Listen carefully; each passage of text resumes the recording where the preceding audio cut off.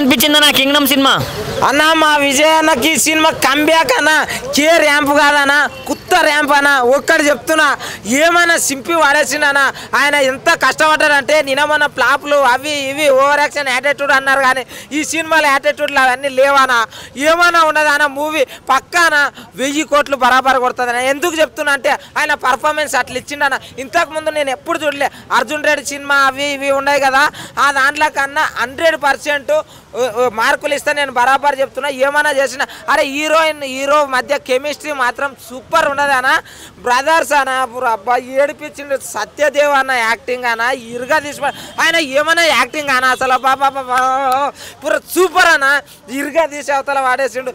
ఇలాంటి సినిమా విజయ్ దేవరకొండ లైఫ్లో మళ్ళీ వస్తుందో రాదో తెలియదు, కానీ ఇప్పుడు మాత్రం ఏ జన్మలో చేసుకున్న పుణ్యమో కానీ ఆ కొండని బద్దలు కొట్టిన శివయ్య లాగా వచ్చిన మూవీ అన్న ఆయనకి. ఇది మ్యూజిక్ అయితే అనిరుద్ధ్ అన్న బ్రో ఒక్కటేసారి ఆయన డోల్ కొట్టలేదన్న, ఒక డ్రమ్ములు తీసుకొని వచ్చి రాళ్ళ తీసుకొని కొట్టినట్లా కొట్టిండన్న. అరే ఆయనది అరే ఇంతకుముందు వచ్చిన సినిమాలలో మ్యూజిక్లు చూసిరు కదా అన్న, ఆ దాంట్లో కన్నా కొత్త ర్యాంప్ కొట్టిండన్న. రాంప కొట్టిండు. అట్లుంది సినిమా మాత్రం. Vijay Deverakonda is back. ఇప్పుడు చెప్తుండా, మొన్న తిరుపతిలో అన్న ఛాలెంజ్ చేసిండు. ఏంది తెలుసా, దేవునికి మొక్కి అయ్యా తిరుపతి వెంకన్న స్వామి మీరు ఈసారి నాకు కరుణ ఇచ్చిర్రు అనుకో, నేను పెద్దోన్న ఇప్పుడు అన్నాడు చూడు, అది నిజం.